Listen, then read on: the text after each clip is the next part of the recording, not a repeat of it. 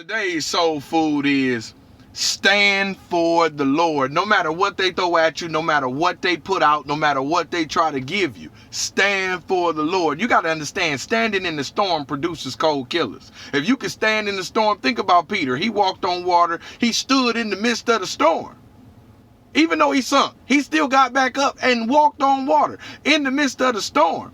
David, in the midst of the storm. Joshua, in the midst of the storm. Elisha, Moses, Abraham. I mean, we can go down the list with a million people who stood in the midst of the storm. Stand for God. Stand fast, therefore, in the liberty wherewith Christ has set you free, and be not entangled again in the yoke of bondage. You got to understand that when you stand for God, God will stand for you. You got to understand if Satan is throwing all of these different tactics and plots and plans at you and just things that you know is absolute garbage, and yet you still stand for God, you got to know that God is going to do an amazing thing, and he's going to stand for you in a way that you don't know. Remember in his word, he said, beware of those people who pray outwardly, because what do they get? They get their reward right then and there. He said, but those of you who are in your closet and in your secret place, and you getting it in with me, and you got an intimate relationship with me, what does he do? He will reward you openly in front of the Father, because you stood for him. Stand for God openly in front of the people, be a witness for him, and watch how he bless you.